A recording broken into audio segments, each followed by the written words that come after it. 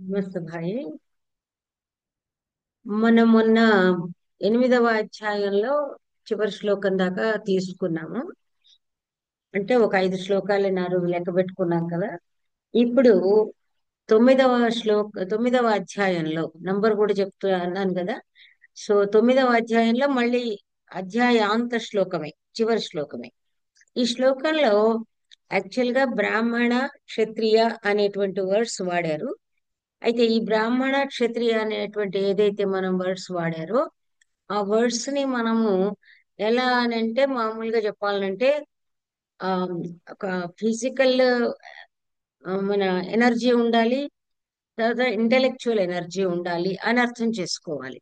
ఎందుచేతనంటే మనం ఇంతకు ముందే మాట్లాడుకున్నట్టు, ఇంతకు ముందు మనము సెషన్స్ లో మాట్లాడుకున్నట్టు, మంత్రి అనేవాడు హైలీ ఇంటెలెక్చువల్ బికాస్ ఈ superior to all the Amatya cadre. మనం అంటే మనకి ఈ రోజుల్లోకి ఆ రోజుల్లోకి డిఫరెన్స్ ఏంటి అని మనం చూసుకుంటే, ఈ రోజుల్లో ఎనీ లైక్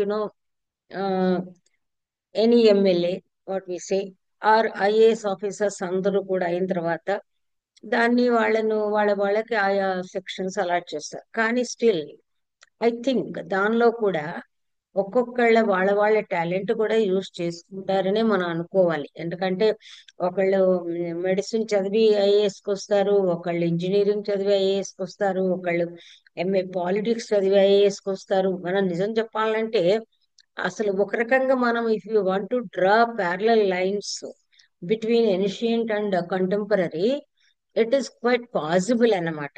ఎందుకంటే ఇవి అలొకేట్ చేసేటప్పుడు ఆటోమేటిక్ గా ఓన్లీ ద థింగ్ ఈజ్ మన దీనిలో వీళ్ళ యొక్క పాపులారిటీ అంటే ప్రజెంట్ అడ్మినిస్ట్రేషన్ లో చీఫ్ మినిస్టర్ కానీ ప్రైమ్ మినిస్టర్ కానీ మన మన రాజ్యాంగం పద్ధతిలో హైలీ ఎడ్యుకేటెడ్ అయి ఉండకపోవచ్చు. వాళ్ళ యొక్క జనంలో ఉన్నటువంటి పాపులారిటీని బట్టి జనరల్ గా సెలెక్ట్ చేసుకుంటూ వచ్చారు. పాపులారిటీ వాళ్ళ ఆడిటర్షిప్ కావచ్చు, వాళ్ళది సోషల్ సర్వీస్ కావచ్చు, అది ఏదన్నా కావచ్చు. బికాస్ ఇది మోడర్న్ మన ఏమంటారు దాన్ని, పారామీటర్స్ అంటాం కదా మనం. ఇప్పుడు దానికి పారామీటర్స్ ఉండాలి. ఆ రకంగా ఇప్పుడు ఉంది. కానీ ఆ రోజుల్లో ఇదంతా కాదు.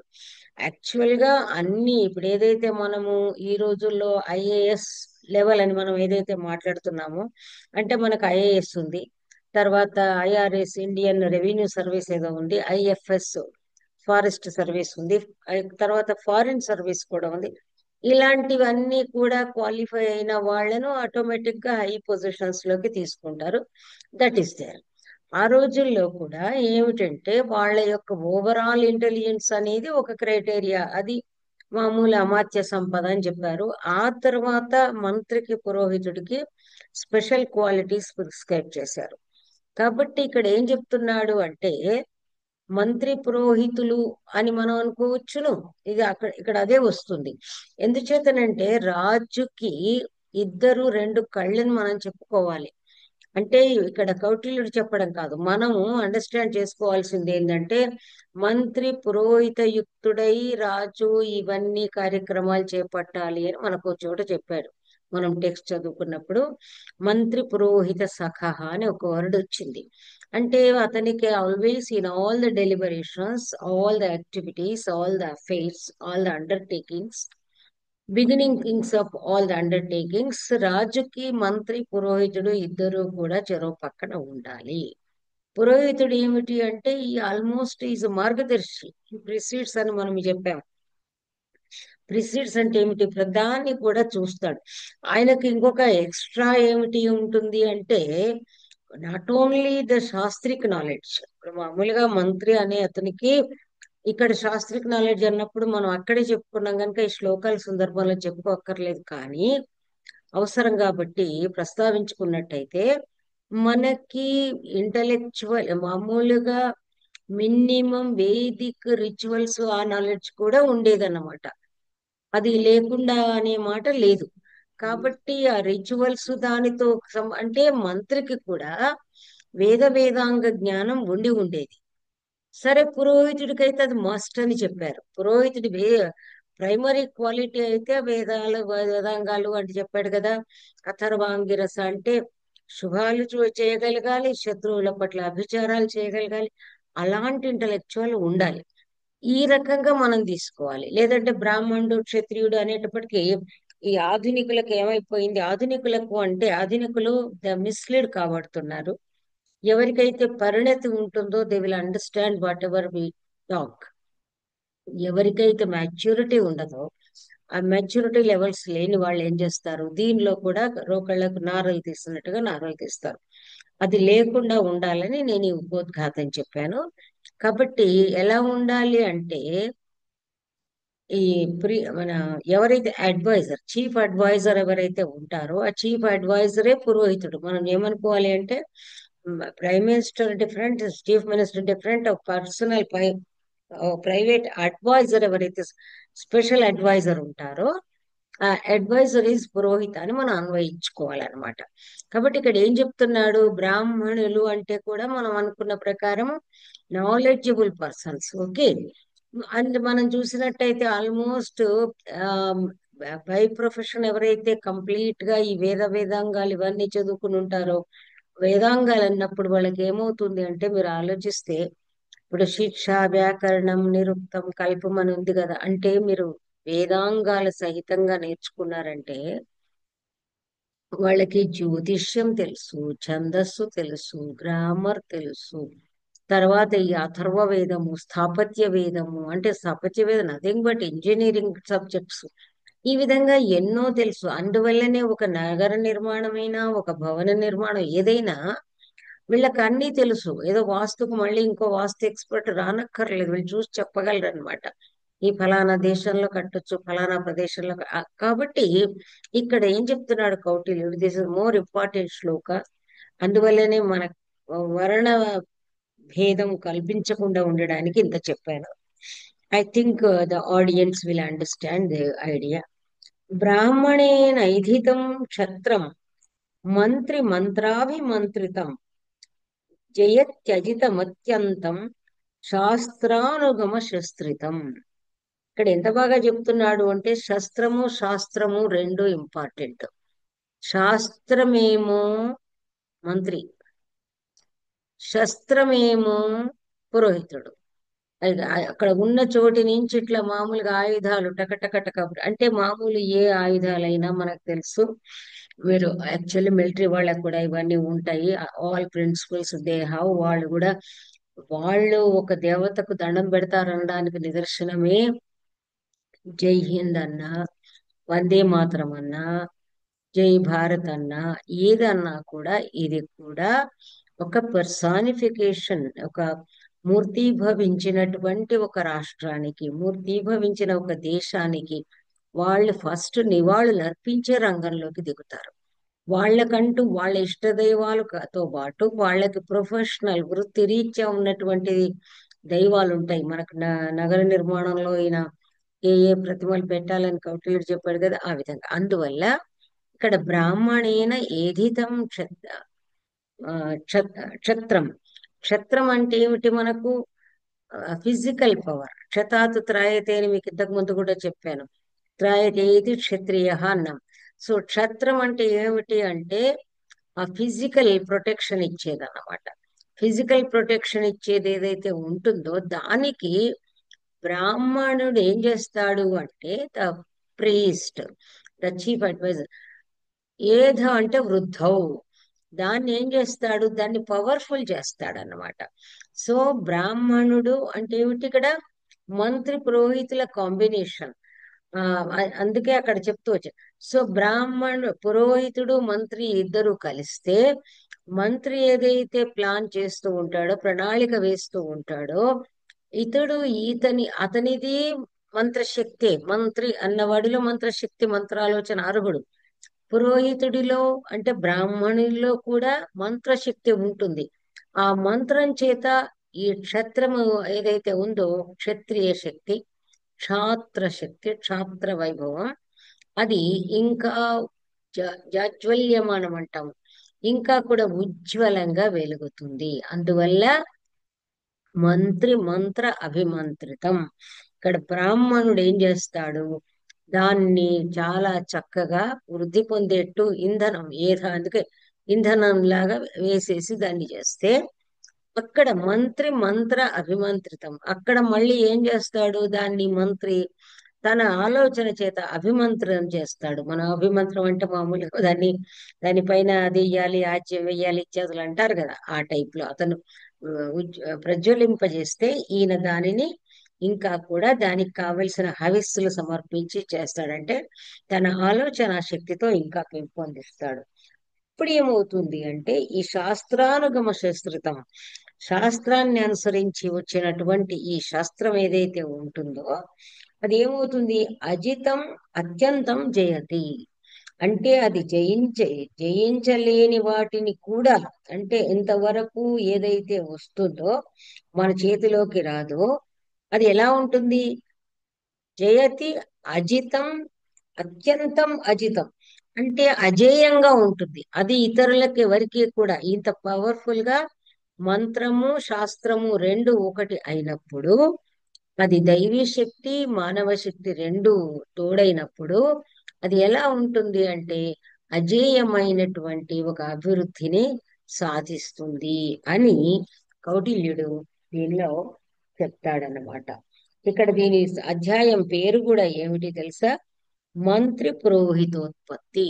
అందువల్ల మనం చెప్పుకునేది కూడా ఏమిటి, దానిలో బ్రాహ్మణుడు అన్నది పురోహితుడు, మంత్రి అన్నది మంత్రి. సో ఈ విధంగా నేను ఇంతకు ముందు చెప్పినట్టుగా మంత్రి పురోహితులు ఇద్దరు గనక ఒకటైతే, ఇద్దరు మహామేధావులైతే, మీరు చూసుకోండి మనకి రామాయణము మరొకటి ఏది తీసుకున్నా కూడా ప్రతి చోట పురోహితుడు అనేవాడు ఉంటాడు. మనకు ఒక వశిష్ఠుడు అనండి, మరొకళ్ళు అనండి, మనకు తెలుసు రఘుకుల గురువు అంటారు కదా. సో వశిష్ఠుడు ఉంటాడు, సుమంత్రాది మంత్రులు ఉంటారు, వాళ్ళు కలిసి ప్లాన్ చేసింది. ప్రతి చోట మీరు చూడండి, విశ్వామిత్రుడు లాంటి వాడు వచ్చి అడిగితే నేను పంపించను అని దశరథుడు అంటే లేదు పంపించమని వశిష్ఠుడి మాట మేరకు పంపించాడు. మీరు ఎక్కడ చూసినా కూడా ఆ విధంగా మనకు ఉంటుంది అన్నమాట. సో ఇది 9వ అధ్యాయంలోని చివరి శ్లోకం అన్నమాట. ఈ విధంగా అంటే ప్రతి శ్లోకం కూడా మనకి చివరిలో ఆ చాప్టర్ అంతా వివరించి చివరికి చెప్పడం ఏమిటంటే దాని యొక్క ఎస్సెన్స్ అంటాం మనం, సారం. తర్వాత మనకి ఆ 15వ అధ్యాయం దాకా ఇంకా మంచి మంచి శ్లోకాస్ లేవు. అది మీరు మీ దగ్గర టెక్స్ట్ ఉంటే 59వ పేజీకి వెళ్ళండి.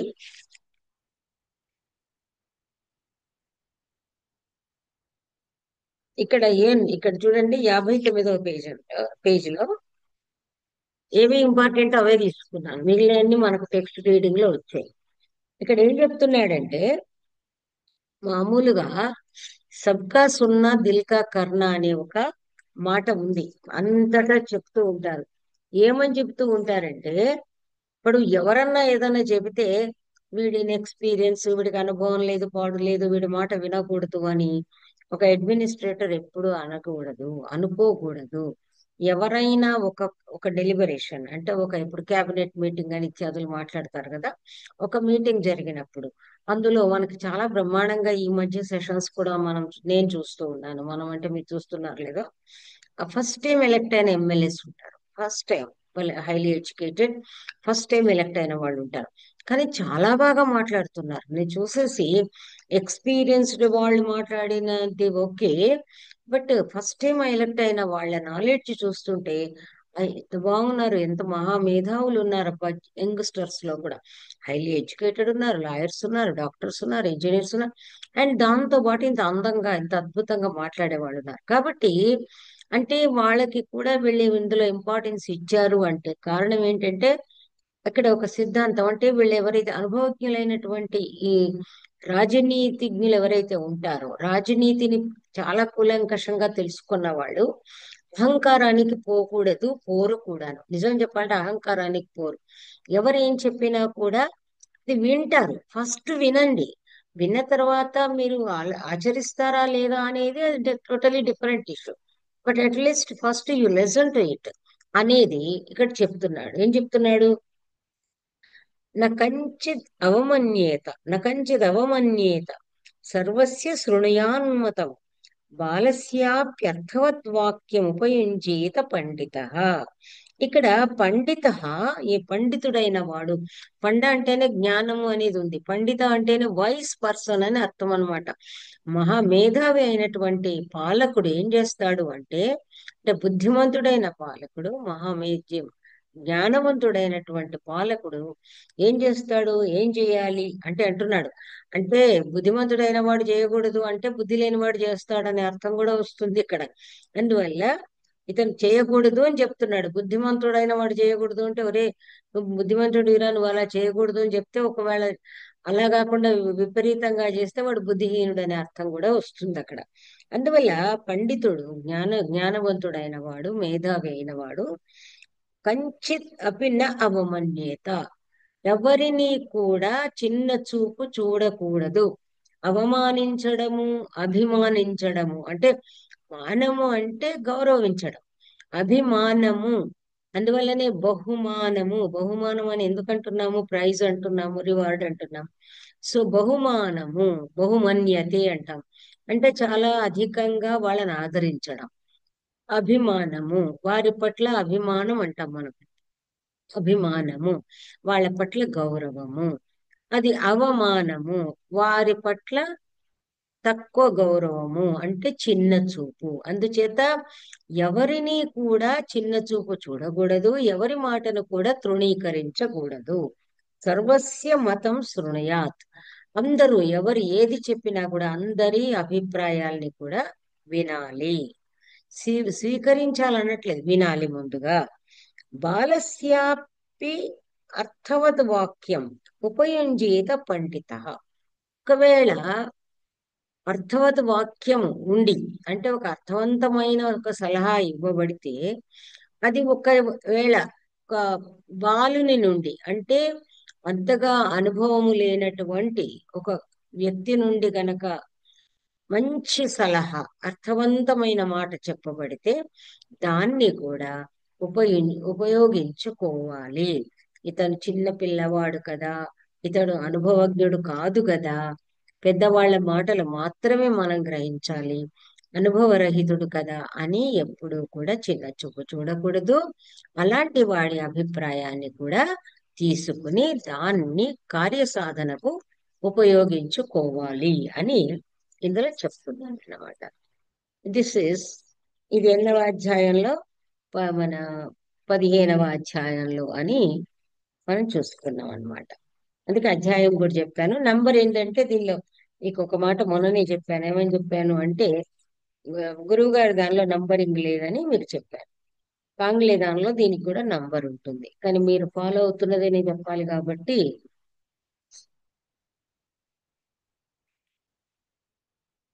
ఇక 63వ పేజీలో రెండు కూడా శ్లోకాలు తీసుకోవచ్చు, అందుకని చెప్పేసి నేను ఇది 15వ అధ్యాయంలోని పేజీలు రాసుకున్నాను నేను మీకు చెప్పడం కోసం. ఇక్కడ ఏదైనా కానివ్వండి, మనం ఇంతకుముందు పాఠంలో చెప్పుకున్నాము, దాన్ని గురించినటువంటి రెండు శ్లోకాలు ఇంపార్టెంట్ కాబట్టి చెప్తున్నాను. శ్లోకాలు చదివేస్తాను, దీనికి ఉపోద్ఘాతం అక్కర్లే, మనం చాలానే మాట్లాడుకున్నాం. నాస్య గుహ్యం పరే విద్యు ఛిద్రం విద్యాత్ పరస్య చ, గుహేత్ కూర్మ ఇవాంగాని యత్ స్యాత్ వివృతమాత్మనః.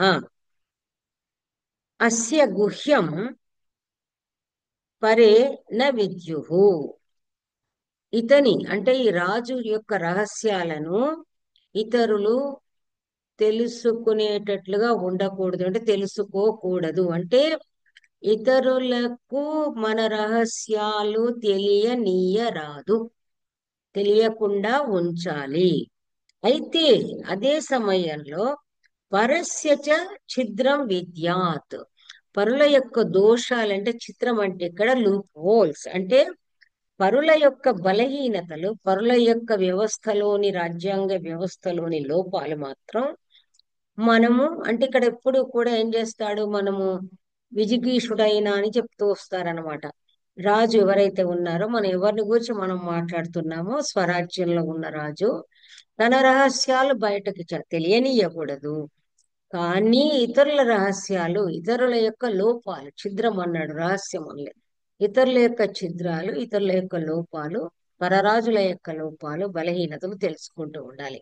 నిజంగా చెప్పాలంటే మనం మోడర్న్ అడ్మినిస్ట్రేషన్ లో చూసినట్టయితే పొద్దంతా ఈ శ్లోకమే మీకు తెలుస్తుంది. పొద్దంతా అప్లికబుల్. అమెరికా తీసుకోండి, రష్యా తీసుకోండి, పాకిస్తాన్ తీసుకోండి, మరొకటి తీసుకోండి. ఎవరిని చూసినా వాళ్ళ గూఢచారులంతా అన్ని అంతటా వ్యాపించుంటారు. మనం కౌటిల్యుణ్ణి మనం చెప్పుకున్నాం కానీ మీరు చూసుకున్నట్లయితే ఈ ఇతర దేశీయుల గూఢచారులు అందరూ అన్ని దేశాల్లో అందరి గూఢచారులు ఉన్నారు. మన వాళ్ళు కూడా ఉన్నారు, దానికని కాదు. అంటే ఏమిటి, ప్రతి వాళ్ళు ప్రతి రాజు కూడా ప్రతివాడు ఎవడికి వాడు విజిగీషువే కదా. ప్రతి వాళ్ళు తాము అధికంగా ఉండాలనుకుంటారు. అది ఈ రోజుల్లో ఇంకా కాంపిటీషన్ ఎక్కువైపోయింది. కాబట్టి ప్రతివాడు ఏం చేస్తాడు, ఎదుటి వాడు పక్క దేశంలో ఏమవుతుంది, పక్క దేశం ఏమిటి, మనది పక్క దేశం కానే కాదు, అమెరికా ఎక్కడో ఉంది. అదేది ఏమంటారు, సప్త సముద్రాలు దాటి వెళ్ళాలి. అయినా మనం అక్కడ తెలుసుకుంటాము, వాళ్ళు ఇక్కడ తెలుసుకుంటారు. కాబట్టి ఏ రాజైనా తన రహస్యాలు బయట పొక్కనీయకూడదు, బయట మాత్రం తెలుసుకోవాలి. ఎలా అంటే ఇప్పుడు తాబేలు తన కార్యక్షేత్రంలో ఉన్నప్పుడు, నడుస్తూ ఉన్నప్పుడు కాళ్ళు తలకాయ అన్ని బయట పెట్టుకొని ఉంటుంది. కానీ ఎవరైనా తన వైపు వస్తున్నారనగానే అన్ని ముడుచుకుంటుంది. కాబట్టి తాబేలు ఏ విధంగా తన అంగాలను తన అవయవాలను లోపలికి ముడుచుకుంటుందో అదే విధంగా రాజు తన ఆలోచనలను తన అన్ని కూడా ముఖంలో కనబడనీయకుండా అన్ని లోపల దాచేసుకోవాలి అని ఒక శ్లోకము. ఇంకొకటి ఏం చెప్తున్నాడు అంటే ఈ మన ఇప్పుడు ఈ మీడియా వాళ్ళు చూడండి, మన మన అడ్మినిస్ట్రేటివ్ సిస్టమ్ కూడా అంత అమాయకమేం కాదు. Any administrative system as such. వీళ్ళు ఏం చేస్తున్నారు, ఏదన్నా మీటింగ్ అవుతూ ఉంటుంది. ఇప్పుడు మీడియాని ఒకప్పుడు అలో చేయలేదు. ఒకప్పుడు media was not allowed. Why now media is allowed అంటే now the administration is democracy. It's not monarchy. రాజు ఏదైతే పరిపాలిస్తాడో అక్కడ ఈ మీడియా పర్సన్స్ అనేది వి నీడ్ నాట్ అలో. కానీ ఎప్పుడైతే ప్రజలు అంటున్నారో ప్రతిదీ కూడా ఈ right to information act etcetera ఉన్నాయి కదా, ప్రతిదీ వీళ్ళకి కావాలి, ప్రతిదీ వీళ్ళకి కావాలి. కాబట్టి అక్కడ మీటింగ్ అవుతూ ఉంటుంది. వాడు ఛాయలు కాఫీలు ఇచ్చేవాడే కాకుండా వీళ్ళు పట్టుకొని ఆ ఫోన్లు అవి పెట్టుకొని మైకులు పెట్టుకొని అందరి ముందు వాళ్ళని వేధించుకు తింటూనే ఉంటారు. సోషల్ మీడియా అంటాం కదా మనం, ఈ మీడియా. అయితే ఆ రోజుల్లో మీడియా గడియా జాంతాన ఇలాంటివన్నీ ప్రెస్ కాన్ఫరెన్స్లు ఇవన్నీ ఏం లేవు. ఎందుకంటే దట్ సిస్టమ్. ఇప్పుడు కూడా ఏమిటంటే మనం అప్లై చేసుకోవాల్సింది ఏంటంటే మీడియా ముందు కూడా ఉన్న రహస్యాలన్నీ ఎవరు చెప్పరు. ఏవైతే కీలకమైనవి ఉంటాయో అవి లోపలే ఉంటాయి. పోలీస్ ఆఫీసర్స్ ని వాళ్ళని వీళ్ళని అయితే ఇప్పుడేం కామెంట్ చేయమని వెళ్ళిపోతారు. వాళ్ళు ఏం చెప్పరు రహస్యాలు. ఇప్పుడేం నో కామెంట్స్, తర్వాత తెలుస్తుంది మేము చెప్పకూడదు, అది మన దీనిలో ఉంది, సబ్జుడీస్ అవుతుంది అని వాళ్ళు మాట్లాడుకోగలరు, చెప్పుకోగలరు.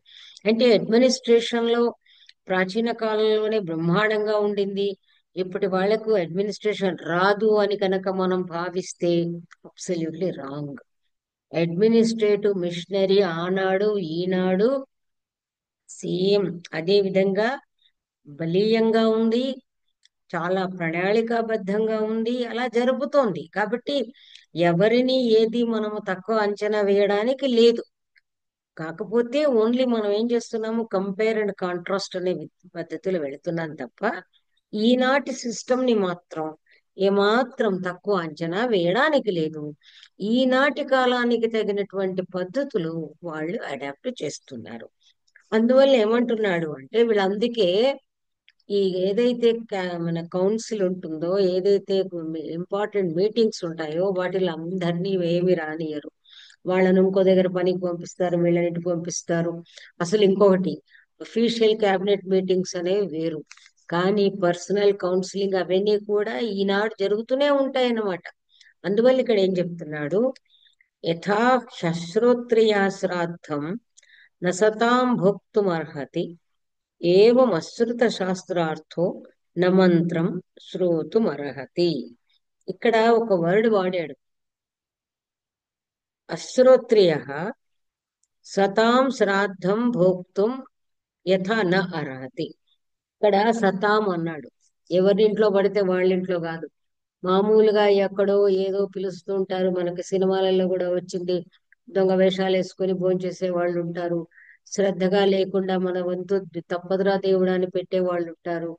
వాడు వచ్చిందే చాలు, వాడు 10 చోట్ల భోంచేసి వచ్చినా సరే మన టైంకి వస్తే చాలు అంటే ఇవన్నీ కూడా అందువల్ల ఏమంటున్నాడు, కండిషన్ పెట్టాడు.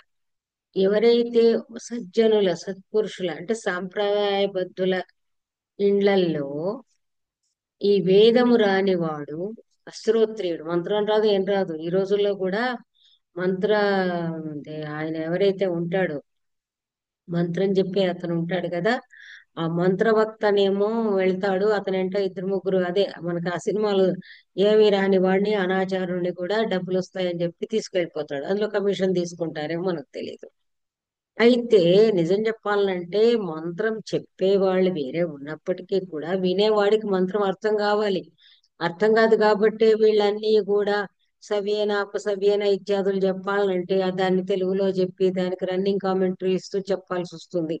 వాడికి ఆ పోషన్ అంటారు, అది రాదు ఇది రాదు ఇవన్నీ ఉంటాయి. అందువల్ల ఏం చెప్తున్నాడంటే ఆ, వేద వైదిక గంధం లేనివాడు ఏ విధంగా అయితే సత్పురుషుల ఇళ్లలో శ్రాద్ధ భోజనానికి అనర్హుడో, అదే విధంగా శాస్త్రార్థము అంటే అసలు పొలిటికల్ సైన్స్ అనేది తెలియని వాడు, రాజనీతి రహస్యం తెలియని వాడు, వాడు మంత్రాలోచనకి అర్హుడు కాడు. సో ఈ విధంగా ఈ శ్లోకం కూడా చెప్పుకున్నాము. దెన్ ఇంకా మనకి నెక్స్ట్ అధ్యాయంలో షోడశ అధ్యాయంలో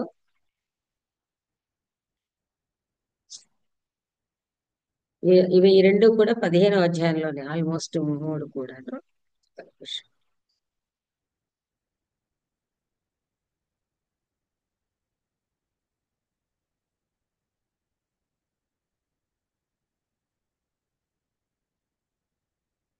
ఇది మామూలుగా మనకి గూఢచారిది కాబట్టి ఈ శ్లోకాలు పెద్ద అవసరం లేదు. ప్రేషణం సందీపం అంటే గుప్తచర్ల విధ డ్యూటీ దూతల యొక్క డ్యూటీస్ ఏంటని అది అవసరం లేదు. అది నేను తీసి పెట్టాను, బట్ అవసరం లేదు. ఓకే, అత్యవసరమైనవి మాత్రమే చెప్పుకోవాలి, అన్ని అవసరం లేదు.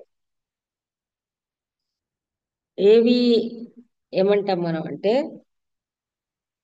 ఏవైతే సార్వజనీనము సార్వకాలికము అంటే which is very important in all the times to all the generations, అట్లాంటివి మాత్రం పిక్ చేసుకుందాం అనుకున్నాను నేను. అదర్వైజ్ కౌటిల్యుడి దానిలో ప్రతి శ్లోకం ఆణిముత్యమే. ఇక్కడ ఏం చెప్తున్నాడంటే ఇది చాలా అద్భుతమైంది. నెక్స్ట్ కూడా ఎస్, దీనిలో రెండు శ్లోకాలు వెరీ ఇంపార్టెంట్.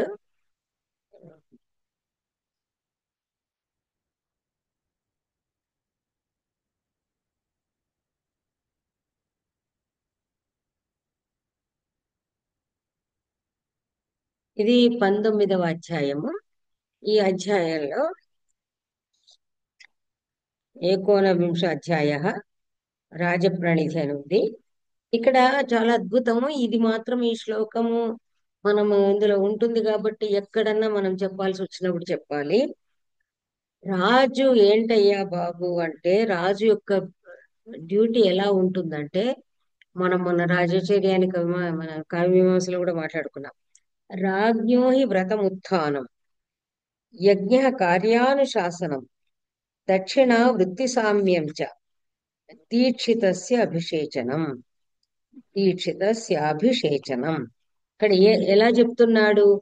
ఇక్కడ దీక్షితస్య అనే బదులు గురువు గారు కరెక్ట్ చేశారు. దీక్ష తస్య అభిషేచనం అనేది కరెక్ట్ ఉంటుంది. దీక్షితస్య అభిషేచనం అనేది పొసగదు కాబట్టి దీక్ష తస్య అభిషేచనం అని మనము చేసుకోవాలని గురువు గారు సూచించారు. అలాగే చేసుకుంటే కరెక్ట్ దొరుకుతుంది. ఎందుకంటే తస్య తస్య తస్య అని అన్ని వచ్చినాయి కాబట్టి షష్ఠి విభక్తి. రాజ్ఞ కూడా షష్ఠి విభక్తి. రాజ్ఞ వ్రతం అంటే రాజు యొక్క, ఇక్కడ గుర్తుపెట్టుకోవాల్సింది గ్రామటికల్ పాయింట్ కూడా ఏమిటంటే మీరు రాజును షష్ఠీ తత్పురుషలో చెప్పుకోవాలి అంటే అక్కడ ఏం చేయాలి అంటే రాజపదం అనేది నకారాంతం, దానికి సమాస విధి అనేది ఒకటి ఉంటుంది. సమాస విధిలో దాని సమాసం గనక చేస్తే సఖి ఒకటి, సఖి శబ్దం ఒకటి, రాజన్ శబ్దం ఒకటి, అక్కడ ఉంది రాజాహ సఖిభ్యష్టచ్ అనే ప్రత్యయం అనేది ఒకటి వస్తుంది సూత్రం ప్రకారం. కాబట్టి రాజన్ అనేది రాజా రాజానం అట్లా వస్తుంది. వచ్చిన తర్వాత రాజ్ఞ రాజ్ఞే అనేది మీకు అట్లా వస్తుంది.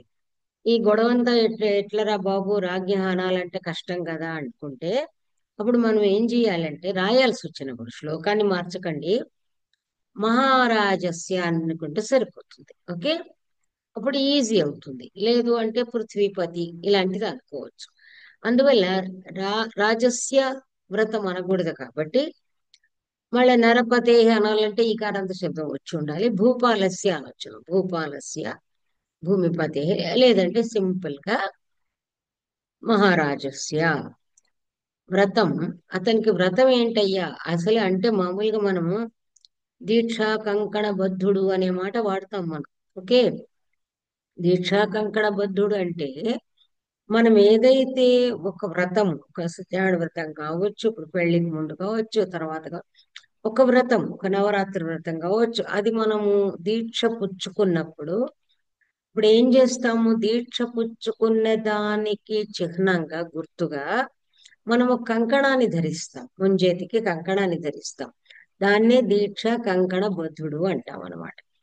అది ఎప్పుడు తీసేస్తాము, మన వ్రతం ఇత్యాదులన్నీ పూర్తి అయిన తర్వాత మంచి రోజు చూసి కంకణం ధరిస్తాము. మంచి రోజు చూసే కార్యసమాప్తి అనంతరము దాన్ని తీసి అంటే తొక్కుడు అంటాం. అంటే మన పాదచారులు నడిచే చోట కాకుండా పక్కన చెట్లలో ఏదో వేస్తారు. ఓకే, అది మీ అందరికీ తెలిసిన విషయం. కాబట్టి ఇక్కడ రాజుకు ఒక వ్రతం ఉంది, అది నిత్య వ్రతం అన్నమాట. ఏంటయ్యా వ్రతం? మనకి మీమాంస శాస్త్రంలో ఇవన్నీ చెప్తారు. బ్రహ్మచారి వ్రతం ఏంటి, యజమాని వ్రతం ఏంటి, ఇవన్నీ ఉంటాయి అన్నమాట. కాబట్టి రాజుకు ఒక వ్రతం ఉంది. ఏమిటిది వ్రతం అంటే ఉత్థానం. ఎట్లా ఎప్పుడు విజిలెంట్, ఎప్పుడు మహారాజా అని బెల్ కొట్టంగానే అర్ధరాత్రి లేవాలి. మనకు పాత సినిమాలో చూపిస్తారు, గంట మోగింది అనగానే రాజు లేవాలి, అంత సంగతులు. కాబట్టి రాజ్ఞ వ్రతం ఉత్థానం, ఎప్పుడు అప్రమత్తంగా జాగరూకుడై ఉండడమే అతని యొక్క వ్రతము. మనం ఏదైనా వ్రతం చేస్తే, అఖండ దీపారాధన చేస్తే, ఆ దీపం ఎప్పుడు వెలిగేటట్టుగా చూడడానికి మనం ఆ 3 రోజులో 9 రోజులో నిత్య జాగరూకులమే ఉంటాం. దట్ ఈస్ కాల్డ్ వ్రతం. ఆ దీపాన్ని ఎప్పుడు చూస్తూ ఉండాలి, తెలుసు కదా. ఆ విధంగా ఈ దేశాన్ని ఏలే రాజు ఎప్పుడు మనం ఇప్పుడు చూసుకుంటుంటే మన ప్రధానమంత్రి గారు, మన ముఖ్యమంత్రి గారు, ఎవరినైనా చూసుకోండి, ఒక ఇండస్ట్రీ బాస్ కానివ్వండి, వాళ్ళకి నిద్రలు ఉండవు. టాటా బిర్లా సుఖపడుతున్నారు అనుకుంటాము, సుఖం అనేది ఉండదు. కాబట్టి వ్రతం అట్లుంటేనే బాగుపడతారు. వ్రతం ఉత్థానం. మళ్ళీ ఇంకా ఏం చెప్తున్నాడు, రాజ్ఞో ఈ వ్రతము యజ్ఞ కార్యానుశాసనం. వేరే యజ్ఞయాగాదులు చెయ్యడు అని కాదు, కానీ యజ్ఞాన్ని ఎంత దీక్షాబద్ధంగా చేస్తాడో అతని కార్యప్రణాళి అలా ఆచరించబడాలి. అతని కార్యానుశాసనం కూడా, అతని యాక్టివిటీ కూడా ఒక యజ్ఞం లాగా. యజ్ఞం అని ఎందుకు చెప్తున్నారు, నేను మీకు చాలాసార్లు మీమాంసా శాస్త్రాన్ని గురించి చెప్పాను. యజ్ఞానికి ఒక ప్రొసీజర్ ఉంటుంది. ఏది మీరు ఈవెన్ వ్రతాలు is are modified forms of yajna. ఈ వ్రతాలన్నీ ఏవైతే ఉన్నాయో కామ్యక వ్రతాలు అంటాం కదా, ఆ, ఇవన్నీ లేటర్ ఆన్ వచ్చినవే. సత్యనారాయణ వ్రతం, వరలక్ష్మి వ్రతం, మరొకటి గౌరీ, అన్ని కూడా మీరు చూసుకున్నట్టయితే దానికి ఒక ప్రొసీజర్ ఉంటుంది. ఒకదాని తర్వాత ఒకటి. కానీ నేను ముందే ఇంత నైవేద్యం పెట్టేసేస్తాను, తర్వాత అన్ని చేస్తాను, నైవేద్యం పెట్టి మా వాళ్ళకి తిండి పెట్టి ఆ తర్వాత నేను పాద్యం అర్ఘ్యం ఇస్తాను అంటే కుదరదు. అందువల్ల ఏం చేస్తారు, హడావిడి ఉన్న వాళ్ళు తమకు తాము ఇంత వండేసి తర్వాత లాస్ట్ పెట్టుకోవాలి. కాబట్టి ఈ కర్త అండ్ వాళ్ళు అలా పెట్టుకొని కూర్చుంటారు. కాబట్టి కార్యానుశాసనం అనేది ఒక విధి విధానం ప్రకారం జరగాలి. అది యజ్ఞము. రాజు యొక్క కార్యప్రణాళిక విధిగా అంటే విధియుక్త ప్రకారంగా ఒక శాస్త్ర పద్ధతిలో జరిపించడమే యజ్ఞము. దక్షిణ వృత్తి సామ్యం చ. దక్షిణ అనేది దాక్షిణ్యం, హృదయంలోని దయాగుణానికి అది ప్రతీక. కాబట్టి అందరికీ సమానంగా ఏదైతే చూస్తారో, వృత్తి సామ్యం అంటే అందరికి ఒకలాంటి ఉద్యోగం ఇయ్యమని కాదు. ఎవరెవరు ఏ ఏ వృత్తుల్లో ఉన్నారో వాళ్ళందరికీ తగు విధంగా సరైన పద్ధతిలో వాళ్ళ వాళ్ళ జీత భత్యాలు, వేతనాలు, పురస్కారాలు, ఏవైతే పారితోషికాలు, ఇవన్నీ కూడా సరిగా తగిన విధంగా ఇవ్వడం, అదే దక్షిణ.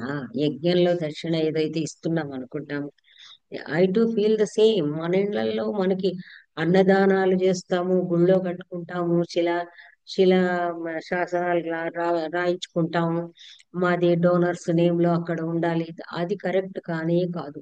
మన చుట్టూ ఉన్న వాళ్ళు, మన ఇళ్లలో పని చేసేవాళ్ళు, మన వాళ్ళని మనము వాళ్ళకి చక్కగా ఆదరంతో చూసి వాళ్ళ అవసరాలు తీరిస్తే అంతకు మించినటువంటి యజ్ఞ దీక్ష లేనే లేదు. వాళ్ళకి ఇస్తే చాలు, మనం తినేది వాళ్ళకి ఇంత పెట్టి వాళ్ళ అర్ధాకలతో ఉండకుండా చూసుకుంటే దట్స్ మోర్ దెన్ ఎనఫ్ అన్నమాట.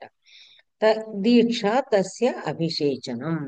ఈ అభిషేకం అనేది ఏమిటి అంటే, దీక్ష కట్టుకున్నప్పుడే అభిషేకం అయింది అని అర్థం. అంతే కదా. ఇప్పుడు మామూలుగా వెళ్ళి ఆ జీలకర్ర బెల్లం పెట్టి పెళ్ళయింది అనగానే షీ బికమ్స్ కుమారి నుంచి శ్రీమతి అయిపోతుంది. అతను మన మామూలుగా అంతవరకు వెళ్ళి శ్రీమాన్ అయిపోతాడు. వాళ్ళ వాళ్ళ బాధ్యతలు అంతవరకు బ్రహ్మచారిణిగా ఉన్న వాళ్ళ బాధ్యతలు వేరైపోతాయి. మీరు ఎంఏ చేస్తూ ఉన్నంతసేపు, ఎంఏలు ఎంఫిల్ పిహెచ్డీలు ఉన్నంతసేపు మీరు ఇంకా విద్యార్థులు. ఒక్కసారి అపాయింట్మెంట్ ఆర్డర్ వచ్చి క్లాస్ రూమ్ లో అడుగుపెట్టి లెక్చరర్ అయినారంటే లెక్చరర్. అది అభిషేకమే.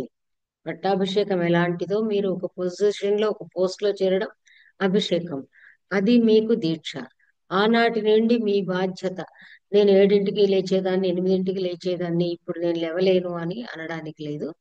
అది మీ యజ్ఞము. యజ్ఞం స్టార్ట్ అయిపోతుంది. యజ్ఞ విధి అన్నమాట. దెన్ నెక్స్ట్, ఇదైతే చాలా మంది తీసుకున్నారు, చాలా మంది బుక్స్ లో కూడా రాసుకున్నారు, కొంతమంది టైటిల్స్ దగ్గర పెట్టి దీని మీద సెమినార్స్ కూడా అయినాయి.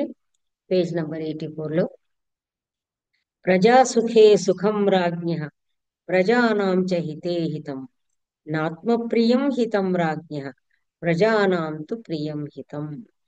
ప్రజ రాజు యొక్క సుఖం ఎక్కడ ఉంది అంటే, ప్రజల సుఖంలోనే రాజు సుఖం ఉంది. రాజుకు ఒకసారి రాజుగా ఎన్నుకోబడినాడు అంటే ఆయనకి వ్యక్తిగత సుఖం అనేది ఉండదు. ప్రజలు సుఖంగా ఉంటే రాజా ప్రజారంజన అతని కదా దాని నిర్వచనం. కాబట్టి రాజుకు ఎప్పుడే సుఖం ఉంటుంది, ప్రజల సుఖమే రాజు సుఖం. ప్రజల శ్రేయస్సే రాజుకు శ్రేయస్సు. అది నిజమే. ఇప్పుడు మనం ఇన్నాళ్ల బట్టి చూస్తున్నాము, ప్రజల హితం కోరిన వాడే నాలుగు నాలుగు నాళ్ళు పరిపాలించగలడు. పదే పదే ఎలక్ట్ అవుతాడు, పదే పదే సెలెక్ట్ అవుతాడు. కానీ తన ఆత్మక్షేమం చూసుకున్న వాళ్ళ పని ఏమవుతుంది అంటే, తీసి చక్కగా మూల విరాట్టుల్లాగా మూలన కూర్చోబెడతారు. ఆత్మప్రియం హితం రాజ్ఞ. ఏదైతే తన ఇష్టం ఏదైతే ఉంటుందో, తనకిష్టమైంది అందరికీ ఇష్టం కాదు. ప్రజల అభిష్టమే ఇష్టం కానీ తన ఇష్టాన్ని ప్రజల మీద రుద్దడానికి వీలు లేదు. ప్రజానాంతు ప్రియం హితం. ప్రజలకు ప్రియమైందే రాజుకు హితం గాని అతనికి హితం అనేది లేదు. అంటే ఒక రాజు ప్రజారంజకుడుగా పాలించాలంటే 10 కాలాల పాటు రాజ్యాధికారంలో ఉండాలంటే చేయాల్సింది ఏమిటి అంటే, ప్రజలు ప్రజలు ప్రజలు, ప్రజాక్షేమము ప్రజాహితమే. ఇది చాలా ఇంపార్టెంట్. మీకు ఎందుకు చెప్తున్నానంటే, ఎక్కడన్నా మీటింగ్స్, అడ్మినిస్ట్రేషన్ ఎక్కడైనా కూడా దిస్ మోస్ట్ ఇంపార్టెంట్ అన్నమాట. సో ఇంతే, ఇన్ని శ్లోకాస్ ఫస్ట్ అధికరణంలో తీసుకున్నాను. ఇంకా ఆ తర్వాత 21 అధ్యాయం ఉంది, దీనిలో ఏం లేదు. ఏకవింశ 21లో కూడా నేను ఇది చేశాను అనమాట. చేయడం అంటే అసలు అంతగా సెలక్షన్ అంతే, మిగిలిందంతా కూడా రొటీన్ అన్నమాట. సో ఈ విధంగా మనకి హైలైట్స్ అన్నమాట. ఎన్ని శ్లోకాలు వచ్చాయో మీరు చూసుకుని, ఈ శ్లోకాస్ హైలైట్స్ అష్టాధికరణ ఇలా మనం అన్నిట్లో సెలెక్ట్ చేసుకుంటే మనకు ద మెయిన్ అడ్మినిస్ట్రేటివ్ సిస్టమ్ అనేది ఒకటి అర్థమవుతుంది అన్నమాట. సో అనుకున్న దానికంటే మనకు క్లాస్ కూడా తొందరగానే అయిపోయింది. అంటే ఇది అయిపోయిన తర్వాత ఇప్పుడు ఇంకా కొన్ని వేరే విషయాలు చెప్పుకోవడం. అంటే శ్లోకాస్ కలెక్షన్ అయిపోయింది. ఇంకొక 2 క్లాసెస్ మరి వాళ్ళు రవీంద్ర గారు వాళ్ళు ఎప్పుడు వస్తారో వాళ్ళని కనుక్కొని మనం we start reading the text. But before that also, ఈ మన అర్థశాస్త్రంలో ఏవైతే ఇంపార్టెంట్ ఉన్నాయో వాటిని మనం ఇంకా కొన్ని చూసుకోవచ్చు అన్నమాట. చూస్తే ఏమవుతుంది, ఇంకొక 2 సెషన్స్ మనం ఇలా ఆ, ఉపయోగకరమైనవి తీసుకుందాం. నిరుపయోగం సమయం వృధా చేసుకోవాల్సిన అవసరం లేదు. ఇంకా నేను మళ్ళీ నాకు తోస్తూ ఉంటుంది ఇట్లా నెక్స్ట్ క్లాస్ లోపల ఏది తోస్తుందో అలాంటి విషయాలను సేకరించి పెడతాను. So that we can go to that అన్నమాట. అది చేసుకుందాం. ఏమ్మా సర్వతి? ఓకే మేడం, షూర్ అండి. ఆ, బాగుంది మేడం. అలా చాలా ఆ, అంటే చాలా ఇంపార్టెంట్ శ్లోకాలు ఇవాళ చెప్పినవి కూడా మీరు ఇందాక అన్నట్టు మీ మేనేజ్మెంట్ రిలేటెడ్వి చాలా కూడా ఆ, మంచి ఆస్పెక్ట్స్ అన్ని చెప్పుకున్నాము. ఆ, అందుకే ఇప్పుడు ఇవన్నీ కూడా మీకు ఏమవుతుందంటే రేపు మీరు ఎక్కడ ఏ పని చేసినా కూడా ప్రదీప సర్వ విద్యానాం నుంచి మొదలు పెట్టుకుంటే ఇవన్నీ కూడా మనకి లెక్చర్స్ కి ఇప్పుడు ఆ మీరేమో ఇప్పుడు ఏమవుతుంది, నేను చెప్పిన దాన్ని పెట్టుకొని నంబర్ పట్టుకొని మీరు దగ్గర నోట్ చేసుకోవచ్చమ్మా. ఇప్పుడు నాకెందుకంటే నేను ఇదంతా రాయడం ఈ హోంవర్క్ నా వల్ల కాదు కాబట్టి నేను రికార్డ్ చేస్తానన్నాను. కానీ మీరేం చేయొచ్చు, ఇప్పుడు ఈ శ్లోకాస్ ఒక దగ్గర మీరు మీ పవర్ పాయింట్ లో ఒక దగ్గర సేవ్ చేసుకోవచ్చు మీరు. తప్పకుండా మేడం. ఆ, అలా చేసుకుంటే ఏమవుతుంది, మీకు అవి రెడీగా ఉంటాయి. ఇప్పుడు మీరు ఈ లెక్చర్ ఓపెన్ చేసుకోవాల్సిన అవసరం లేదు ప్రతిసారి. ఈ మన యూట్యూబ్లో వీటిని ఓపెన్ చేసుకోవాల్సిన అవసరం ఉండదు. నేను చెప్పిన ఓకే. దాని ప్రకారము మీరు ఆల్వేస్ యూ రిమెంబర్, నేను చెప్పిన లెక్చర్స్ అన్ని మీరు ఎప్పటికప్పుడు అది ఓపెన్ చేసి చూడాలని పెట్టుకోకండి. మీ దగ్గర టెక్స్ట్ ఉంది, మీకు ఏదైతే పాయింట్స్ కావాలనిపిస్తాయో వాటిని అర్థం కానుకుంటే ఇది యూట్యూబ్ ఓపెన్ చేసుకోవడం, లేకపోతే అక్కర్లే కూడా వాటిలోంచి ఇంపార్టెంట్ అన్ని మీరు ఒక దగ్గర నోట్స్ తయారు చేసుకోండి.